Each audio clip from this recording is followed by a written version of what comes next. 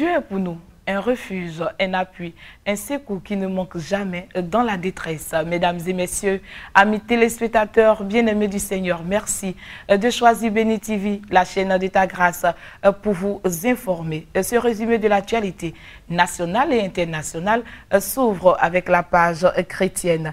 Désormais en Côte d'Ivoire, il existe le Bureau national de l'Association des femmes d'action missionnaire Afrique francophone. Le bureau a été installé à l'occasion du Congrès international de femmes d'action missionnaire. Cela en présence de plusieurs autorités religieuses. C'est un reportage signé Yao Kwadio, commenté par Brice Guigri.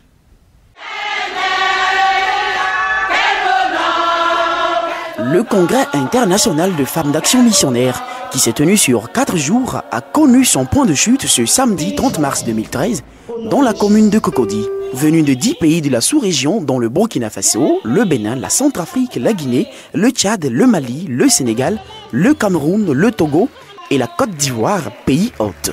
Femmes d'action missionnaire est donc une plateforme et un rassemblement de femmes venues de tous horizons, désireuses d'apporter leur pierre à leur construction de l'édifice du royaume des cieux sur la terre, comme l'explique ici la coordinatrice internationale de femmes action missionnaire, le pasteur Gonto. Ici, on parle de femmes d'action missionnaire. Et souvent, les gens pensent que c'est quand on sort de son village et de son pays qu'on devient missionnaire. Mais on voulait donner une autre vision de la mission. En tant que femme, nous devons accomplir des actions normes. Des actions normes qui glorifient Dieu. Et ces actions normes peuvent être même ce que tu fais dans ta famille. Ce que tu peux faire aussi au sein même de ta nation. La transformation de ta nation. Pas sur le plan seulement biblique, mais sur tous les plans. Et ce sont les actions qui louent le Seigneur et que nous voulons vraiment amener les femmes à accomplir ces actions pour la gloire de Dieu. On a donc assisté ce samedi à l'installation du Bureau national de femmes action missionnaire Côte d'Ivoire, dont la coordinatrice nationale est Madame Nelbien Suzanne, qui se sent investie, elle et son bureau, d'une lourde responsabilité. Quand la femme se lève pour une chose, la chose réussit. C'est pourquoi FAMSI a mis la femme en exergue. Elle veut, par la grâce de Dieu, briser les barrières dénominationnelles. Nous voulons parler d'une seule voix pour pouvoir impacter la nation. Parce qu'il ne suffit pas de prier seulement. Quand on finit de prier, on doit sortir, montrer au monde entier que celui qu'on sert est tout puissant. À noter que cette cérémonie a enregistré la présence effective de certains responsables de fédérations évangéliques, dont le docteur Nelbien, président de la FESI, les apôtres Pangui Bernard et Gonto, tous deux respectivement présidents du CNEPSI et président national des églises UESO de Côte d'Ivoire. Ces hommes de Dieu qui se sont réjouis d'avoir été associés à cet événement ont encouragé et félicité ces femmes qui ont pris à cœur de porter haut le flambeau de l'Évangile. C'est donc à juste titre que l'apôtre Pangui Bernard, désigné pour le message de la parole, a reconnu en la femme celle qui la première a été témoin de la résurrection de notre Sauveur Jésus-Christ au matin de Pâques. Il a invité les femmes à réussir le défi de l'unité tel vécu par les peuples unis, construisant la tour de Babel selon Genèse le chapitre 11 à partir du verset 1. Nous savons que pendant que les hommes étaient cachés et qu'ils réfléchissaient à leur sort, qu'est-ce qui allait se passer, dans quelle sorte on allait les manger, après avoir suivi ouvertement Jésus, qui vient d'être incarcéré, qu'est-ce qui allait se passer? Les femmes remplies de courage, mais pas seulement de courage, mais d'amour pour Jésus, se sont levées, ont bravé tout ce qu'elles pouvaient penser, tout ce qu'ils pouvaient avoir comme bourreau, comme situation, sont allés pour embaumer le corps de Jésus. Sans même penser aux obstacles qui étaient la pierre, qui était devant elles, malgré qu'elles savaient qu'il y avait un obstacle, elles se sont levées, elles sont parties. C'est pour leur permettre d'être spirituellement armés pour réussir leur mission que les hommes de Dieu ont prié pour ces femmes missionnaires qui veulent apporter l'impact du royaume à travers leur action et elles l'ont chanté en chœur à travers leur hymne. Cette cérémonie s'est achevée par une conférence sur le thème « La femme chrétienne et l'entrepreneuriat ». Femme Action Missionnaire, c'est la femme qui apporte l'impact du royaume des cieux dans tous les aspects, en Afrique francophone et dans le monde pour la plus grande gloire de notre Seigneur Jésus-Christ. Juste après la mise en place de ce bureau, un dîner gala a été offert par la dite association. Cela pour présenter un projet de construction de centre pour les jeunes filles orphelines et aussi faire la collecte de fonds. Mireille Konon et Eric Bissouma y étaient. Voici le reportage. Un dîner gala pour présenter le projet de construction d'un foyer et d'un centre de formation pour les jeunes orphelines dans le but de collecter des fonds sont les raisons qui justifient cette rencontre organisée par FAMSI, Femmes d'Action Missionnaire de Côte d'Ivoire, ce samedi 31 mars 2013 dans un complexe hôtelier d'Abidjan. Les membres de la dite association avec leurs partenaires comptent ainsi donner le top départ de la mobilisation de fonds par cette action. À l'introduction de ce dîner gala, Nelbien Suzanne, coordonnatrice FAMSI, a déclaré que la réalisation de ce projet permettra d'insérer les jeunes orphelines dans le tissu économique et social en leur apportant la connaissance, un métier sous le regard de la parole de Dieu. Aujourd'hui est un jour particulier, un jour de grâce, un jour de bénédiction. Parce que le bureau de FAMSI a officiellement été investi. Nous travaillons depuis 2010, mais nous avons choisi ce jour-là particulièrement pour investir le bureau. Voilà, depuis ce matin et ce soir pour notre centre de formation. Nous sommes là ce soir pour que le Seigneur puisse toucher les cœurs pour la construction de ce centre d'accueil et de formation. C'est un terrain d'une superficie de 5 hectares dans la ville de Grand-Bassam qui va accueillir 500 jeunes filles âgées d'au moins 10 ans, annonce Mme Kwaku Ramatou, initiatrice de ce projet. Selon elle, ce foyer réunira toutes les bonnes conditions avec des professeurs qualifiés pour l'encadrement de ces jeunes orphelines. Elle ajoute en soulignant que le projet sera précédé d'une phase pilote. Mais imaginez un seul instant. Une des premières images que nous avons vues, une de ces filles dans la rue en train de dormir, qui rencontre un jeune homme. Et parce qu'elle n'a pas envie de passer la nuit encore dehors, elle s'accroche à lui pour en faire un mari. Imaginons un seul instant cela. Quel foyer est-ce qu'ils pourront bâtir? Quelle éducation à qui vous avez donné tout votre temps pour l'éduquer, pour lui donner l'encadrement qu'il faut. Et que cette femme qui ne connaît pas le Seigneur, qui n'a pas reçu d'éducation, qui a vécu la misère, épouse un tel enfant, un tel homme. Quel foyer bâtiront-ils? C'est donc à juste titre que l'ancien Obi Mathieu de l'église Assemblée de Dieu Temple de l'Espoir de Grand-Bassam a exhorté les partenaires à apporter une contribution financière pour la construction de ce centre. Notons que durant ce dîner gala, les membres du nouveau bureau de FAMSI ont été présentés aux partenaires. Plusieurs chantres également ont apporté une touche particulière à ce dîner, notamment Paul Charvy, Lou Suzanne Nazou, Momon Tania. Créée en mai 2002, FAMSI, Femmes d'Action Missionnaire de Côte d'Ivoire, est une association internationale. Elle a pour vision l'unité au sein des femmes à travers la promotion de l'évangélisation, par la mobilisation et la formation des femmes chrétiennes. Femmes d'Action Missionnaire de Côte d'Ivoire se veut être une force catalyseur qui mobilise pour l'avancée de l'œuvre du Seigneur. Amen. Christian Brio et CEPADE nous parle de la distribution des cartes pastorales de la Commission des Églises protestantes et évangéliques de Côte d'Ivoire. Après la commune de Yopougon, c'est celle d'Abobo. La Commission nationale des Églises protestantes évangéliques de Côte d'Ivoire, dirigée par le bishop Kassida Zito, est passée à l'acte dans son élan de redorer le blason du corps pastoral. Et c'est la commune d'Abobo qui a été le théâtre de la mobilisation des pasteurs de la dite commune pour venir communier avec le porte-parole, le bishop Kassida Zito, le mercredi 27 mars 2013 dans les locaux de la mairie d'Abobo, en présence des pasteurs qui ont répondu nombreux à l'appel. Le révérend Makosso a de prime abord tenu à remercier les pasteurs de la commune d'Abobo pour le déplacement effectué, afin de se rassurer de l'effectivité de la distribution des cartes d'identité pastorale. Après un tour d'horizon sur les différentes activités de la commission dans les autres communes, le révérend Makosso a exhorté les pasteurs à se procurer la carte d'identité pastorale afin de sortir de l'exercice sacerdotal de l'informel. Le bishop Kassida Zito, principal initiateur de ce programme de grande envergure, a encouragé les pasteurs à cultiver le langage de l'unité afin de mieux relever les défis main dans la main. Vous avez compris toutes les déclarations. Le discours est toujours le même. Le discours n'a pas changé. C'est comment aller à l'unité du corps de Christ, une unité dans la diversité bien évidemment, qui se donne une vision claire.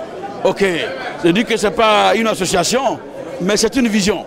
Et dans une vision, il faut comprendre la vision. Et puis, comme la Bible nous enseigne, venir donc auprès de Moïse, soutenir pour une action commune et surtout pour les intérêts partagés.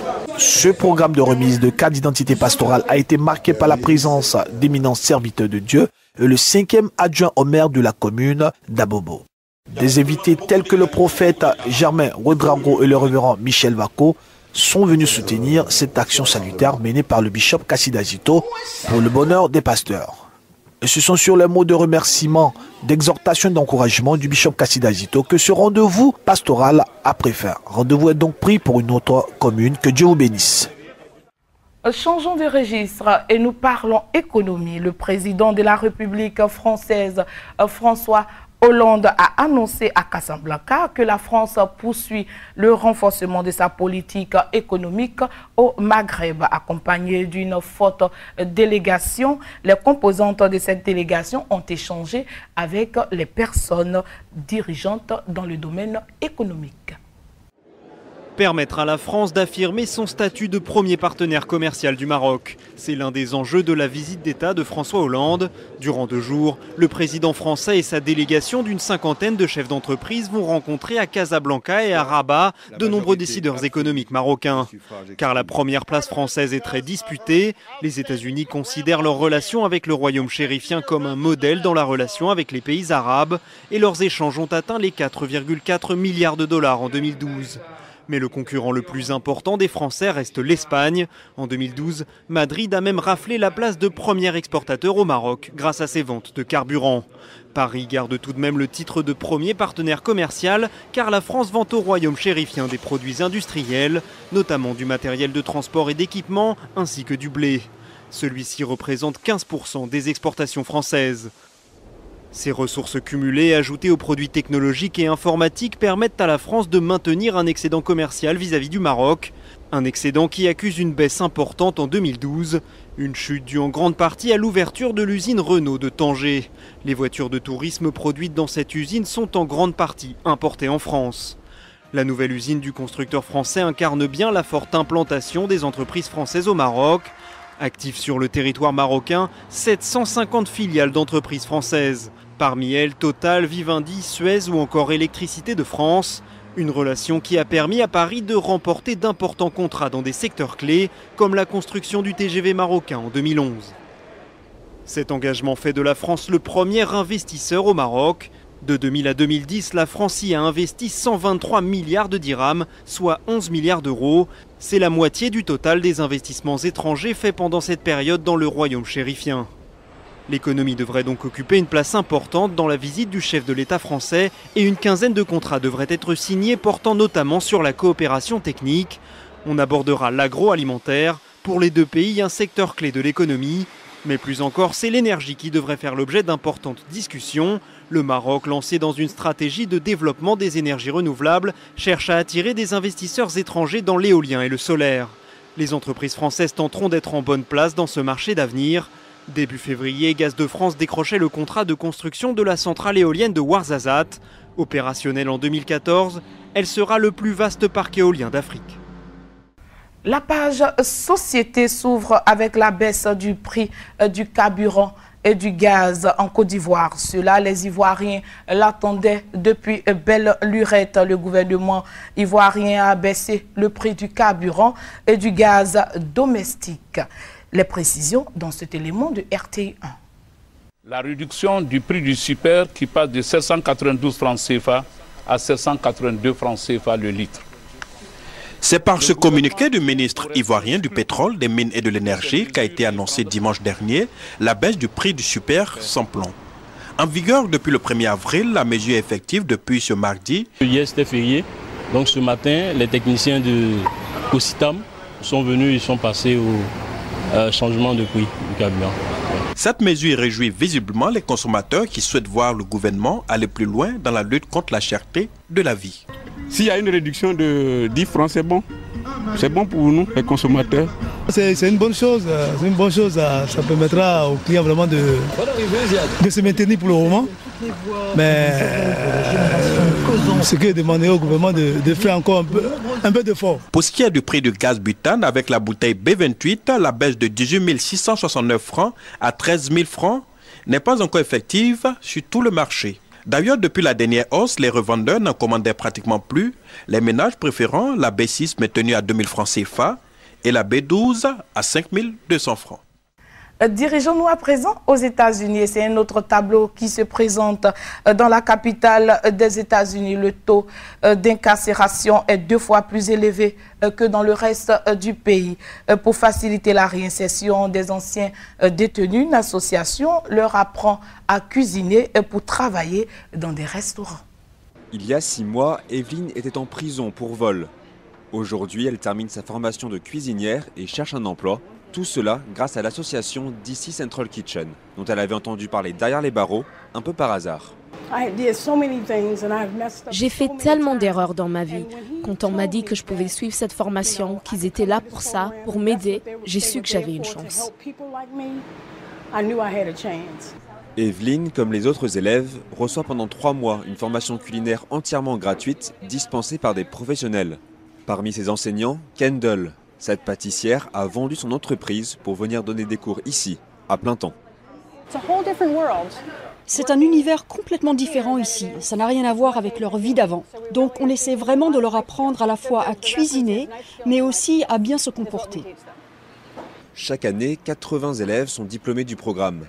Grâce à la renommée de l'association, 90% d'entre eux trouvent un emploi à la sortie. C'est le cas de Linwood, qui a commencé à travailler dans cette pizzeria avant même l'obtention de son diplôme. Après 6 années passées en prison, il est aujourd'hui très optimiste pour son avenir. Je pense qu'un jour je serai propriétaire d'un restaurant comme celui-là.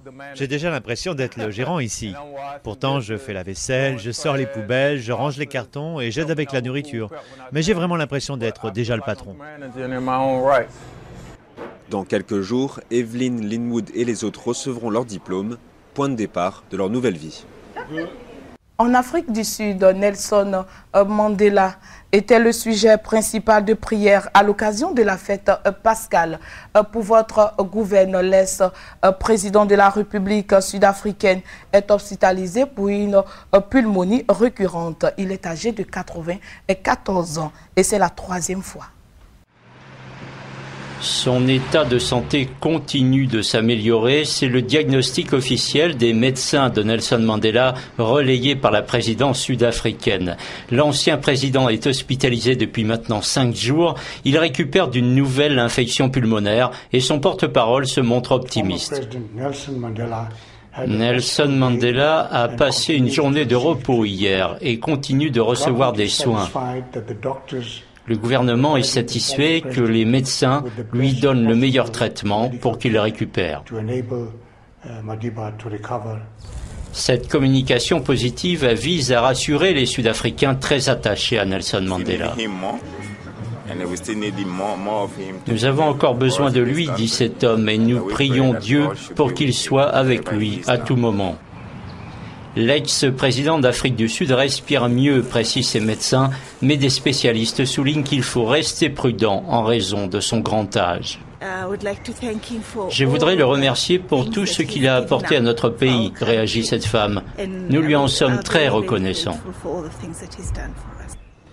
Les médecins et les autorités sud-africaines ne donnent aucune information sur un point, la date de sortie de l'hôpital de Nelson Mandela. En France, le Secours populaire donne le sourire aux démunis Au cours de cette fête pascale, il a organisé sa traditionnelle chasse aux œufs de Pâques.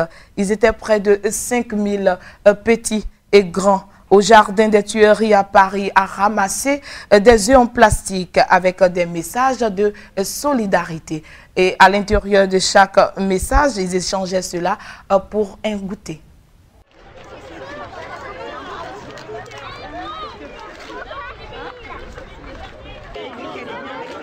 Nous avons choisi la grande chasse aux œufs de Pâques pour faire en sorte que ces gosses qui ont déjà une vie si difficile avec leurs parents, qui ne mangent pas leur faim, qui sont mal habillés, qui n'ont pas accès à la culture, de leur faire participer à ces grandes journées de chasse aux œufs. Et aujourd'hui, nous avons semé un petit peu d'espoir.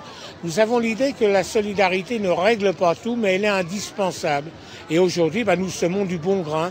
Le fait que les gosses aient passé une bonne journée, ça leur donne de l'espoir que peut-être ça va contribuer à se sortir de la mauvaise situation qu'ils connaissent avec leurs parents. Il faut en prendre 3. On doit les échanger pour avoir un goûter. Les cloches, je les ont passées, j'ai cherché et j'ai trouvé.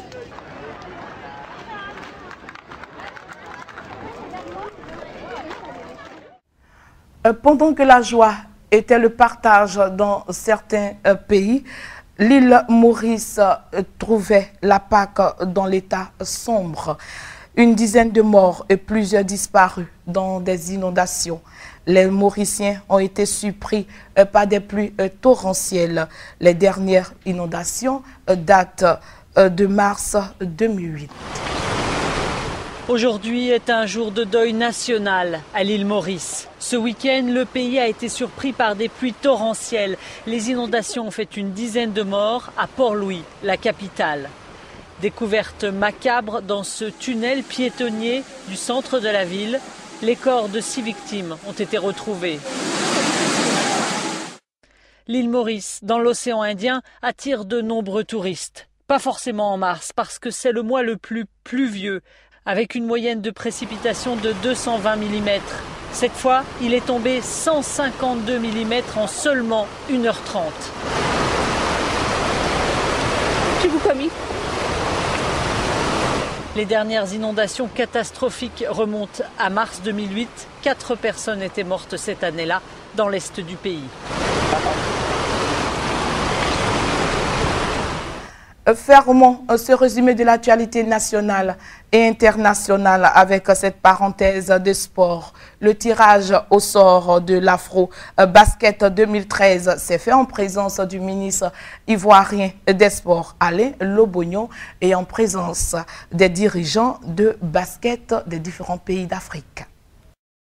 La cérémonie du tirage au sort de l'Afro-Basket 2013 a eu lieu le samedi 30 mars 2013 à la salle UEMOA de la Versus Bank située dans la commune du Plateau. Cette cérémonie s'est déroulée en présence du ministre de la Promotion de la Jeunesse et des Sports, M. Alain Lobognon, et en présence des sommités du basketball africain et mondial qui a rendu son verdict. D'entre eux, le président du COCAN, comité d'organisation de la Coupe d'Afrique des Nations de basketball masculin 2013, M. Aboubakar Fofana Sidiki, s'est dit optimiste et confiant quant à la réussite de ce rendez-vous continental du basketball africain. C'est un sentiment de satisfaction. Je crois que aujourd'hui, Afro-Basket Côte d'Ivoire 2013 est lancé. C'est une réalité pour nous aujourd'hui. Disons qu'il reste beaucoup de choses à faire. Les défis à relever sont énormes. Mais comme je l'ai dit, la Côte d'Ivoire s'y est engagée et nous ne pouvons que relever le défi. Après les différentes allocutions, place au tirage au sort, et la Côte d'Ivoire, pays organisateur, a hérité d'une poule à multiples équations avec des équipes de grande envergure telles que l'Égypte, le Sénégal et l'Algérie. Et en match d'ouverture de cette 27e édition de l'Afro-Basket, la Côte d'Ivoire ouvrira le bal contre l'Algérie. Les éléphants basket sont désormais situés sur les adversaires. Rendez-vous est donc pris pour août 2013. À présent, la revue de presse, et c'est Brice Guigré qui nous en parle. Très heureux de vous retrouver, que votre source soit bénie, mesdames et messieurs, bien-aimés du Seigneur. Aujourd'hui dimanche 7 avril 2013, nous ouvrons l'espace de la revue de presse avec le magazine Le Nouveau Navire. À sa une, bilan du ministre Gaoussou Touré de 2011, son agenda secret. Une lucarne sur la délivrance du permis de conduire, d'importantes mesures s'imposent. À lire également dans Le Nouveau Navire, Aérocité, le projet dans sa phase active. Joyeuse Pâques 2013 à tous les acteurs du système des marchés publics, titre le journal des marchés publics. De son côté, la tribune de l'économie nous parle du financement des PME. Le capital investissement se positionne. Une autre aubaine pour les PME à sa rubrique projet agricole. La rédaction oriente sa réflexion sur réaliser une culture au sol de tomates et cela est rentable en 4 mois. Avec le journal de l'économie, c'est un autre affichage. Fonds commun de placement, comment ça marche et ce que ça rapporte. À lire aussi dans le journal de l'économie sur le riz, c'est presque 2 millions de gains après 4 mois de travail. Jetons à présent un coup d'œil sur l'hebdomadaire Au Travail qui nous parle des futurs échelons à la MUGEFSI. Les tractations ont déjà commencé, des syndicats de la santé s'allient à la liste Soro-Komoé. La COSIF affiche ses intentions. Le comité provisoire de gestion tiendra-t-il le délai prévu? Dirigeons-nous à présent à l'international avec le mensuel Top Santé qui oriente sa réflexion sur un numéro spécial détox. Peau, ventre, mental, ligne, 43 pages pour se sentir bien. Fermons cette édition avec le site enseignement.com. 4 enseignements pour nourrir votre connaissance par des éminents hommes de Dieu. 7 vallées par lesquelles nous devons passer. Je t'aime à mourir, compassion et guérison, et reconstruire des erreurs du passé. Voilà, c'est ici que prend fin cette revue de presse. À la semaine prochaine. Que Dieu vous bénisse. C'est ici que prend fin cette édition d'information sur Béni TV, la chaîne de ta grâce. Vous pouvez aussi nous suivre sur notre site internet béni.tv. Celui qui marche dans l'intégrité marche en sécurité. Bonne suite de programme sur Béni TV. Prends soin de toi.